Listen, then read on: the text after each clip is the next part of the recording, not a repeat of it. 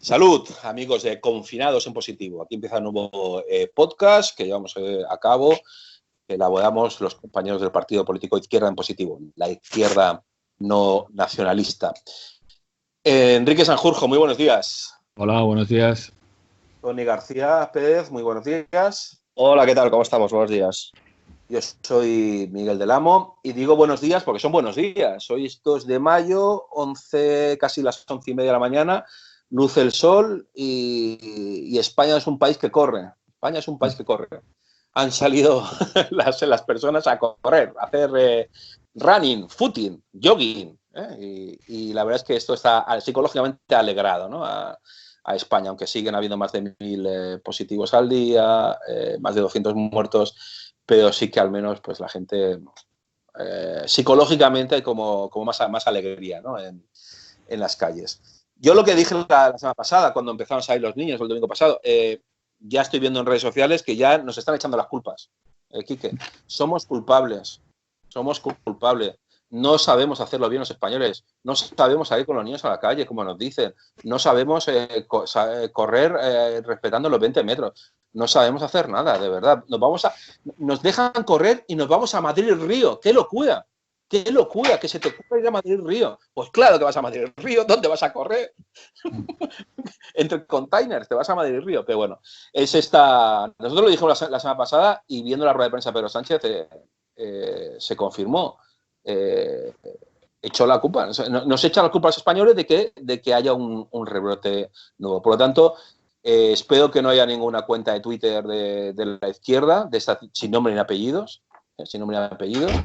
Pero que creen un estado de ánimo de que en España no sabemos seguir las reglas, porque lo podemos decir con orgullo nosotros, que España se ha portado muy bien. Ha hecho caso al poder, incluso no estando de acuerdo, y se ha hecho un confinamiento perfecto.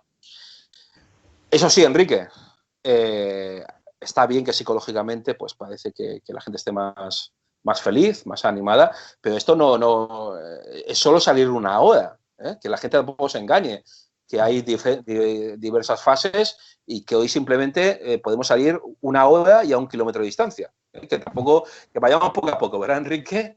Que esto va para largo. Sí, yo creo que es lo que decías tú. Al final yo creo que sí que hemos demostrado que sabemos que tenemos cabeza para seguir las indicaciones, y todo el mundo, la enorme mayoría de gente ha hecho lo que le han indicado, que es salir a la hora que te toca.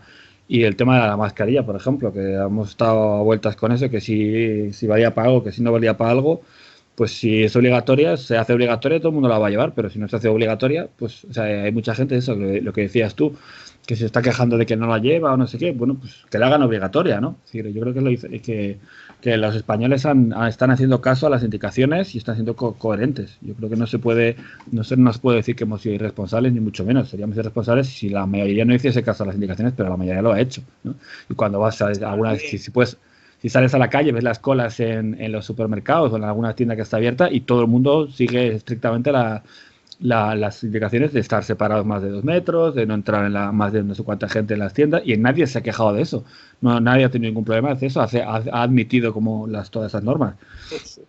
Entonces, fíjate, en comparación... Si hay 4 fotos criticables, criticaremos esas 4 fotos. Pero obvio, es que claro. En lo de los niños del domingo pasado había fotos que la gente criticaba y lo analizabas y decía, pero si hay un padre si sigue las hijo, indicaciones, claro. Si sigue las indicaciones, están a más de 1 metro. Fotos que están cumpliendo la norma. Claro. Estáis criticando porque sois borregos, que alguien nos ha dicho que eso está mal y que tú eres una persona mala.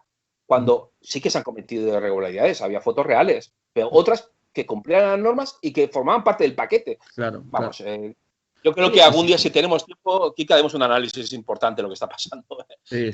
Claro, y además también, bueno, si no se siguen las normas, pues que pongan a la policía a indicar a la gente lo que tiene que hacer, porque todas muchas imágenes, o si habéis salido hoy a dar un paseo a la hora que os tocaba, no había especialmente policía a decir lo que se podía hacer y lo que no. Es decir, separando a la gente, no vayan juntos, o oiga, no sé qué, que es para lo que están también las fuerzas de orden público, ¿no? Entonces, lo que decías tú, de poner una serie de normas que todas las cumplamos y luego criticarnos por seguir esa serie de normas, pues a lo mejor no hay que criticar a los españoles, sino a quien ha puesto esas normas y quien no se está asegurando de que se cumplan. Y sobre todo, que no confiar en nosotros. O sea, voy a poner un ejemplo. También te digo una cosa, si rectificar es de sabios, yo creo que estamos ante el gobierno más sabio de la historia, porque no hace más que rectificar. Sí.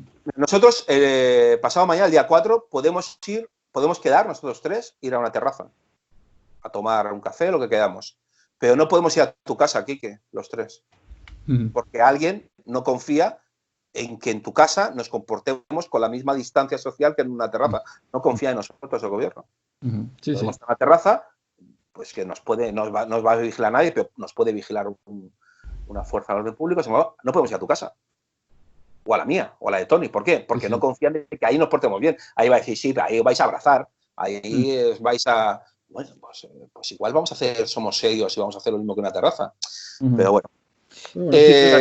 Aún así, pues no lo hemos tomado bien y lo hemos aceptado. Es verdad que cuando te puedes analizar algunas cosas y dices, ¿por qué esto sí se puede y lo otro no? Es lo que tú dices. Pero y aún así, la enorme mayoría de los españoles lo hemos aceptado. Yo, en las ruedas de prensa de Pedro Sánchez, siempre pido al oyente que se fije mucho, sobre todo en quien pregunta. Cuando es un medio pseudoinventado, digo pseudoinventado, no son inventados ninguno, pero que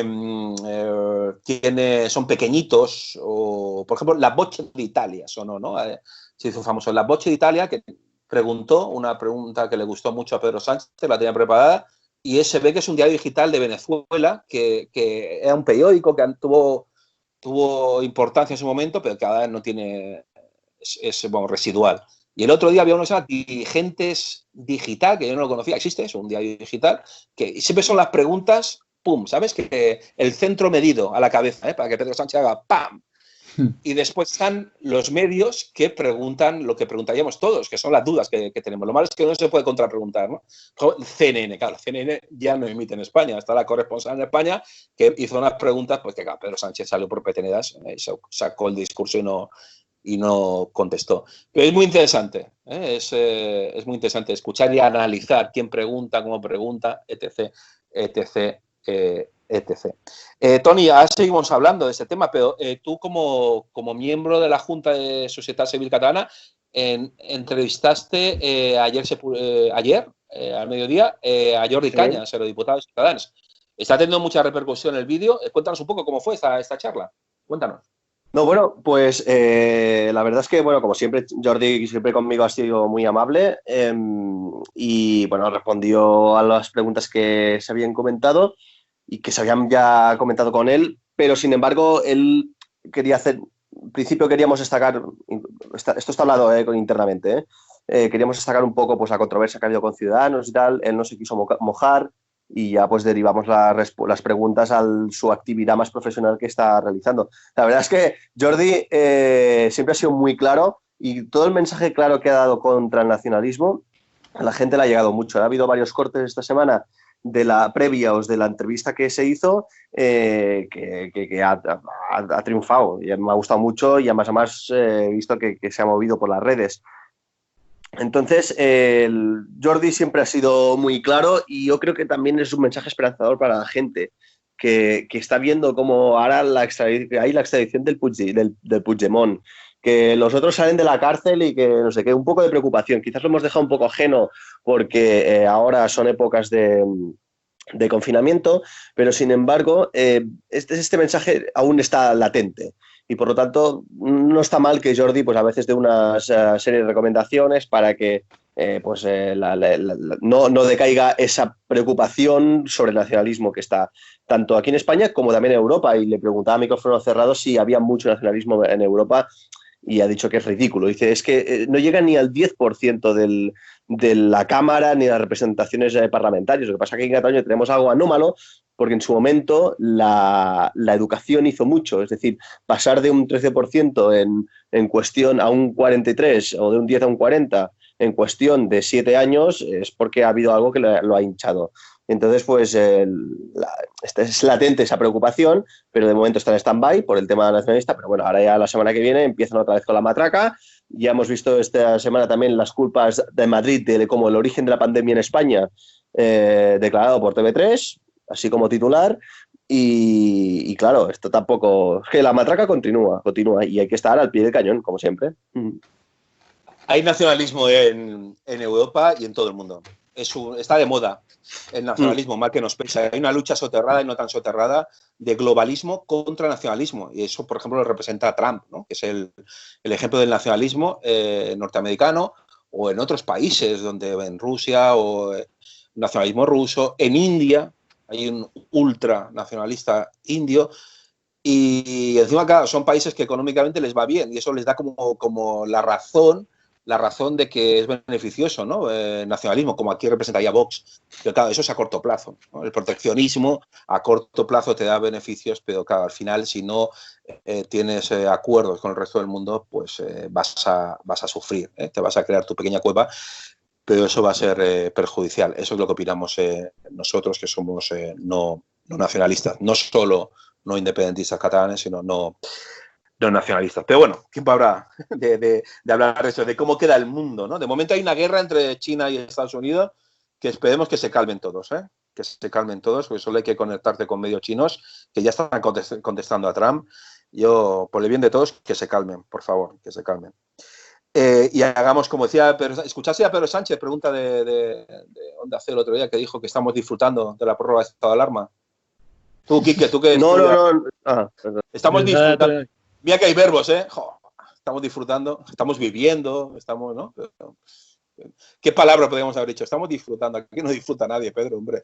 Estamos obedeciendo, nos estamos portando muy bien, estamos confinados, pero no estamos disfrutando de nada. En esta nueva normalidad, ¿eh? Eso también, Quique, wow. El que se ha inventado la nueva normalidad se tendría que poner en la calle en su momento, ¿eh? La nueva normalidad. Sí, está claro que como ejercicio de marketing es estupendo. Pero fíjate, son palabras muy socialistas estas, la normalidad, ¿eh? Sí, Enrique. No, eso que mencionabas, por ejemplo, Estados Unidos, yo creo que a Estados Unidos le está afectando esto mucho más que a los demás. Por ejemplo, hablábamos antes de lo del confinamiento y lo de las medidas y tal. En España, y entiendo que por lo que sé, en el resto de Europa, la enorme mayoría de la gente las acepta y ha entendido que es algo normal. En Estados Unidos habéis leído que hay mucha gente que no acepta el confinamiento, que se lo está saltando y que está incluso haciendo manifestaciones en contra de él. Y pues bueno, esa América... no sé si eso, lo que decías, ¿no? Del alt-right, ¿no? Que está en contra de cualquier imposición del Estado, aunque sea completamente lógica. Yo creo que Estados Unidos esto va a ser un enorme impacto para él, no solo económico, sino también social. La derecha alternativa, ¿no? Porque él, Trump está diciendo en su Twitter que está luchando contra el Estado profundo, ¿no? Uh-huh. Lo que antes era conspiranoias, ¿no? De personas con papel de aluminio en la cabeza, ahora se representa el presidente de Estados Unidos. Pero bueno, ya hablaremos de eso. La nueva normalidad, ¿no? Que parece que al final, bueno, va a ser una normalidad más triste, ¿no? Igual que después de la crisis de 2007-2008, pues se nos vendió que lo bien que vivíamos eran cosas que habíamos vivido por encima de nuestras posibilidades y no hemos recuperado lo que para algunos es privilegio, para algunos era pues nuestra vida normal. Yo en el 88 ganaba más de lo que ganan los jóvenes ahora, eso es así, tengo las nóminas, tengo las pruebas, es así, en el 88 ganaba más que lo que gana un chico ahora, increíble, cuando la vida pues ha subido un poquito más, vamos a decirlo así, un poquito más, eso es increíble. Y vemos al Papa Francisco que dijo que ayer, vamos a hablar del 1 de mayo, ayer Papa Francisco criticó la esclavitud que hay en muchos países del mundo, incluido en Italia, es decir, que no solo esclavitud como un campo de algodón con Kunta Kinte, sino pues los repartidores, los riders y tantas personas que viven por limosnas, ¿no? Y esto lo digo también, voy a hablar de Vox, que ¿sabéis cómo hablan, no? ¿Cómo se refiere Vox a Papa Francisco? Ellos que son católicos. Ciudadano Bergoglio, le llaman Ciudadano Bergoglio. Hombre, decirles que, a ver, que ser católico es todo o nada, que decir, el Papa es infalible, es la cabeza visible de Dios. Y aquí digan, sí que sabe de religión. Bueno, pues así, o sea, es la cabeza visible de Dios y es infalible. Por lo tanto, si sois católicos, tenéis que obedecer al Papa. Y si no, y si os gustaba más Benedicto XVI, pues os fastidiáis. El Papa es Francisco. Y eso es un poco la situación. 1 de mayo. Pues ayer, Quique, hicimos un 1 de mayo que no pudimos ir a las calles como hacemos nosotros cada año sí que en redes sociales pues hicieron varios experimentos para que la gente pues se uniese. Vamos a hablar un poco de la situación. Bueno, ante la peor crisis hay que valorarla, nada que empezamos a salir a la calle, que volvemos a esta nueva normalidad. Veremos, pero la cosa es para echarse a temblar, ¿no, Quique? Quique. Sí, espera, es que he perdido la conexión. Repíteme. Sí, no, que habrá que valorar cuando volvamos a la nueva normalidad, salgamos a la calle, a trabajar, en nuestros habituales puestos de trabajo, no solo el teletrabajo, etc., etc., pero que la economía parece y el trabajo parece que es para echarse a temblar. Sí, sí, totalmente. Además, eso, y más en España, yo creo que también cada país va a tener su idiosincrasia diferente y a los hay que les va a costar más y a los que les va a costar menos. El problema de España es que es un país que depende muchísimo del turismo y el turismo es una industria que le va a costar mucho arrancar. Otras, a lo mejor la industria pesada o la fabricación es una cosa que puede volver bastante antes, a lo mejor ya a finales de este año, pero claro, el turismo no, el turismo se va a tardar muchísimo en recuperar y España, la economía española, que depende un montón del turismo, le va a costar. Y es un poco también, eso volvemos un poco al debate que ya hemos tenido aquí alguna vez, ¿no? ¿Qué pasa con la Unión Europea? La Unión Europea se supone que debería ser un club de gente muy diferente, ¿no? El propio lema de la Unión Europea es unidos en la diversidad. Y en una diversidad también económica. Hay mucha diferencia entre la economía sueca o alemana o española, que la española depende mucho del turismo y de los servicios, y a lo mejor la alemana o la polaca tiene más industria. Y la gracia y la potencia de eso, de un club de gente muy diferente, es que unos se apoyen unos a otros, ¿no? Y esto es lo que tenemos que luchar también y presionar para que todos seamos conscientes de que, bueno, que es que hoy soy por ti y mañana por mí, que si en este caso la economía española depende del turismo y es una cosa que no va a volver, y otras economías van a tener unos sectores que ya pueden volver a la normalidad, luchar porque se repartan las cargas y eso, volver a hacer el consciente de que es hoy por ti y mañana por mí. Y el sindicalismo que se tiene que adaptar. Nosotros que, por supuesto, estamos a favor de los sindicatos de clase, pero somos muy críticos con ellos. Nosotros siempre hemos defendido que se tienen que dedicar únicamente a la defensa del trabajador, a que se trabajen más seguros, que cobren lo máximo posible, que cada X trabajadores pues haya un liberado, pero que no tienen que dedicarse a construir pisos, que tienen que dedicarse a llevar residencia de ancianos, porque esa es algo que excede sus competencias y aparte es la puerta a la corrupción, como ha pasado. Que me dicen que en Alemania se hace y tal, bueno, pues nosotros estamos en desacuerdo. Creemos que el trabajo de residencia y de construir pisos tiene que ser del Estado y no de un sindicato. No hay que delegar para comprar favores. Los sindicatos tienen que ocuparse de mejorar las condiciones del trabajador. Aunque tiene muchas dificultades, como por ejemplo, pues cada vez hay más empresas más pequeñas, entonces claro, no se puede hacer manifestaciones, no se puede hacer huelgas, es muy complicado. La robotización, no se puede estar en contra de la robotización, pero claro, va a suponer menos manos de obra. Por ejemplo, pues reducir la jornada. Pasa que ahora en tiempo de crisis pues parece imposible, ¿no? Quique, proponer reducción de jornada va a parecer un poquito difícil, ¿verdad? Un sueño, sí, una quimera. Sí, un poco, pero claro, fíjate, eso es difícil convencer y darnos cuenta de que lo que hay que hacer es medidas contracíclicas, ¿no? Es como cuando hay un varón en la economía, lo que tienes que hacer es gastar y dar ayudas y que la gente siga gastando para que la economía se reactive. Y esto es igual, por ejemplo, eso que has dicho de la robotización, que va a ser un problema enorme en que va a haber poco trabajo para tanta gente. Entonces, probablemente lo que hay que hacer es reducir la jornada y subir los salarios y subir el salario por hora para que la gente trabaje poco tiempo, gane mucho dinero y a la vez gaste más dinero. Entonces es una medida bastante contraintuitiva que además funciona a medio o largo plazo, pero que es una manera de activar un círculo virtuoso. Si haces lo contrario, si cada vez la gente trabaja más horas, con lo cual tiene menos tiempo de gastar y gana menos, gasta menos dinero, con lo cual entras en un círculo vicioso, ¿no? Entonces esa serie de medidas son difíciles de hacer, son contraintuitivas, pero hay que tenerlas muy presentes a largo plazo y saber explicarlas y saber convencerlas de que es lo que hay que hacer. Una cosa positiva de esta locura que estamos viviendo es el teletrabajo. Se ha descubierto, muchos han descubierto que se puede teletrabajar. Pero ojo, que no nos metan un gol, que no nos metan un gol, que el teletrabajo no sea la equivalencia a la esclavitud, que trabajar desde casa no significa que trabajo 24 horas para ti. Ojo, que no nos metan un gol, que nos conocemos, que no sería la primera vez que nos meten un gol. No, teletrabajo, pues hay pues igual no siempre desde casa. Tú tienes una oficina a la que vas un día a la semana, por ejemplo, porque sí que hay cosas que hay que solucionar en persona, pero sí que puedes hacer muchas cosas desde casa, con lo que supone de ser más eficaz, con menos personas que te entretienen, con menos reuniones de esas que habría que eliminarla. Yo estoy en contra de las reuniones, que siempre hay un jefe. Sí, siempre hay un jefe que para legitimar su trabajo y su puesto y su sueldo tiene que hacer reuniones que dicen, bueno, pues esto con un email ya lo hubiese entendido. Pero bueno, y bueno, ecológicamente, menos gasolina para trasladarnos, menos gente en la calle, etc. Eso sí que sería una cosa positiva, ¿no? Que se ha demostrado que en España también puede haber teletrabajo. No en la totalidad, pero hay muchas personas que van cada día a la oficina, igual con que fuesen un día, pues ya podrían trabajar. Si me dejas, Miguel, añadir que el teletrabajo tampoco significa una reducción ni de salario. Es decir, que no tengas que ir a la oficina tampoco significa que tengas que hacer menos trabajo o más trabajo si lo haces desde casa.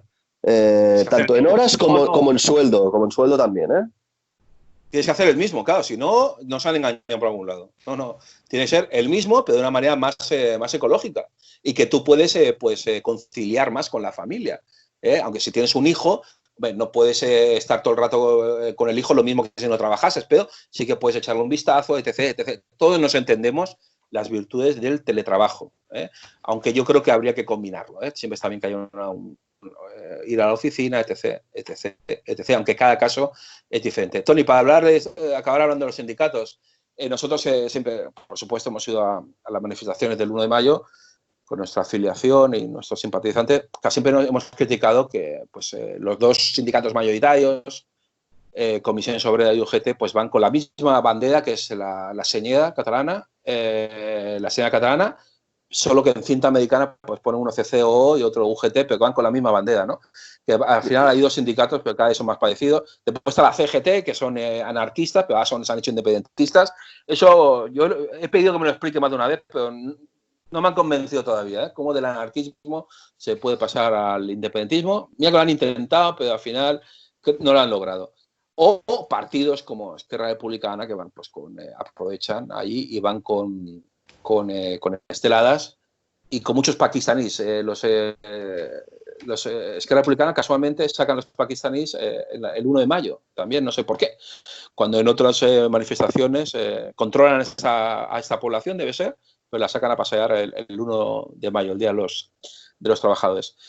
El UGT estamos viendo, por ejemplo, que ahora se están muy volcados con Dolors Bassa, que es la exconsellera que está en prisión, aunque ha salido estos días, ya que está trabajando en una residencia.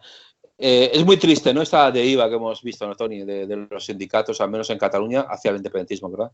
Bueno, yo te explico el por qué son así. Es una cuestión de dinero. Han recibido pasta y son independentistas ya desde hace muchos años. La verdad es que ahora me has hecho recordar que tenía un cliente que era de UGT de toda la vida, desde que era pequeño. Ahora ya tiene 70 años, me decía, que desde toda la vida ha sido de UGT y 60 años tendrá, y siempre ha luchado el franquismo desde esa postura y tal, pero desde el momento que salió, ya en el 17, en el año 2017, salió el tema independentista y el posicionamiento de los sindicatos a favor de la independencia, se borró. Después de estar toda una vida luchando a favor de los intereses de los trabajadores, honradamente, se borró porque por el desacuerdo de estas nuevas posturas, que al principio pues era un poco, ya se veía mucho que era postureo, pero después ya era el alma mater, y si no eres independentista, incluso internamente pues hacían bullying, ¿no? Entonces, este es el kit de la cuestión, y la presencia de Esquerra está catalogada porque tienen más presencia dentro del Parlamento y por lo tanto también tienen más presencia no es la sectorial, ¿no? Pero sería como una sectorial o la rama esta de los nous catalans, y como los de Esquerra son unos aburguesados, no tienen gente para ir al 1 de mayo porque todo el mundo está en la playa, entonces sacan los paquis, claro que sí, los pakistaníes para ir para hacer de bulto, porque ellos tampoco, ¿para qué van a ir? Si es un CIU 2, es un PDCAT 2. Por lo tanto, no, esa es la explicación. Es una pena, Miguel, que muchas veces cuando he estado allí digo, hombre, yo podría venir aquí con la Rojigualda. No podría ir a la manifestación del 1 de mayo con la Rojigualda porque automáticamente, uno, me pega una paliza, dos, me excluyen de la manifestación. Y sería una pena porque no significa nada llevar una bandera constitucional en la manifestación. Lo que es jodido es que lleven banderas no constitucionales en la manifestación, como son las esteladas. Yo tampoco llevaría la rojigualda en la tricolor. Lo que no entiendo es cómo llevan ellos todos la señora, ¿no? Yo cuando me reuní con Josep María Álvarez, cuando todavía le quedaba poco por ser el responsable de UGT en Cataluña, a ese a nivel nacional, y estuvimos 2 horas hablando y se empeñó en estar hablando todo el rato sobre el catalán. Digo, pero vamos a hablar del trabajo, del futuro, de los problemas. Catalán. Qué pesado. Sobre nacionalismo, que de eso no nos vamos a poner de acuerdo. Tú eres nacionalista y yo no. Vamos a hablar de cosas sobre el trabajo, sobre el futuro, de 1000 cosas, ¿no? Podemos llegar a una conclusión y trabajar juntos, ¿no? Pero bueno, y él decía, claro, que ese servilismo al independentismo era porque tenían entonces un 30% de afiliados independentistas y que esas concesiones impedían que hubiese un sindicato independentista. Y yo dije, pues igual es bueno que haya un sindicato independentista y vosotros no lo seáis. Oye, dejad que los independentistas hagan su labor. Porque si no, se logra que vosotros, al final, sin serlo, acabéis siéndolo. Por una minoría, aunque un 30% es una minoría amplia. Pero con la pasta encima, o sea, en catalán hay una frase que dice pagant sant Pere canta, ¿no? Entonces, pues... Es que esto ha pasado esto siempre lo comparo con lo que pasó con el PSC cuando se formó, ¿no? Que fue la unión de varios partidos. Entonces, siendo el típico afiliado, pues el obrero que venía a trabajar de Andalucía o de Galicia o de Extremadura, etc., era el perfil de la afiliada socialista, los que gobernaban eran los burgueses catalanes. Y ahí se hizo una concesión al burgués nacionalista, catalán, no independentista, burgués nacionalista, ahí se hizo una concesión y lo que ha pasado es que a través de los años todos sean nacionalistas. O sea, aquí pasa que tú haces una concesión para que no haya un sindicato independentista y al final todos sois nacionalistas independentistas, ¿no? Esto ha pasado, Quique, es que yo cuento esto porque al final cuando se dice, es que el sindicato UGT se comporta como independentismo, es que los datos de hace 5 años eran del 30%, eran independentistas. Claro, pero fíjate, eso porque les han dejado, porque estoy convencido que tú miras los datos de hace 25 años y el porcentaje era 15%. Claro. Y el 30% era 10%. Y claro, tú les vas dejando, llega un momento que son el 51%, ya han tomado del sindicato. Y además también el problema es un poco lo que decía Toni también, al final, como todo viene, al final la agenda está marcando el gobierno de la Generalitat y todos los partidos que dominan todas las instituciones catalanas, que están siempre con el monotema, que todo tiene que estar relacionado con el monotema, pues al final fuerzan a organizaciones políticas como los sindicatos, que deberían estar centradas en el trabajo, y vamos a hablar de defender los derechos de los trabajadores, les obliga a hablar de cosas que no tendrían por qué hablar, que no son prioritarias. O sea, que es el monotema, la cuestión nacional y no sé, independencia y no sé qué, cuando son organizaciones, como tú dices, que deberían estar centradas en la lucha por los trabajadores. Y eso es también parte del problema del monotema. El monotema no es que solo nos quejemos porque que es muy aburrido, que lo es, sino porque descentra y quita el tiempo a ciertas organizaciones políticas de hacer ciertas cosas, a dedicarse a una cosa que es una pérdida de tiempo para la enorme mayoría de nosotros. En este caso, los derechos de los trabajadores. Yo cada vez que veo al líder de UGT en Cataluña en todas las manifestaciones independentistas y su razón de ser es que Dolors Bassa es sindicada de UGT, digo, hombre, pues esto es como si el presidente del Barça fuese a las manifestaciones de Vox porque Santiago Abascal le gusta el Barça. ¿Qué me estás contando? No me vendas la película. No es verdad eso, no me engañes. Tú vas ahí porque te interesa y porque lo crees y porque piensas que los tuyos te van a apoyar. Allá tú, pero que piensa que hay otros que estamos por la mejora de los trabajadores, de la clase obrera, pero que pasamos ya no de independentismo, sino de nacionalismo, como pasaba antes, ¿no? En la clase obrera. Pero bueno, esto no lo vamos a solucionar a corto plazo, pero al menos que sepan que hay una voz en contra de este comportamiento y que les apoyamos en tantas y tantas cosas. Les apoyamos en tantas y tantas cosas, por supuesto. Y que eso no significa que haya que eliminar a los sindicatos, no. es más, pueden ser imprescindibles más que nunca, pero que tienen que centrarse en lo importante, que es en el trabajador y en la trabajadora, mira, para que nadie se enfade. Enrique Sanjurjo, muchas gracias, nos vemos pronto. Gracias. Igual en una terraza, quién sabe. Igual una ¿Quién sabe? Separas a un par de metros, pero sí, igual sí. Y con mascarilla, pero bueno. Y con mascarilla. Tony García Pérez, muchas gracias. Muchísimas gracias, salud para todos. Si quieren escuchar y ver la entrevista que le ha hecho a Jordi Cañas, el diputado de Ciutadans, en las redes sociales de Societat Civil Catalana y en las nuestras, que también está esa interesante entrevista. Les habló Miguel del Amo, los tres somos de Izquierda en Positivo, la Izquierda Nacionalista. Salud, gracias por escucharnos.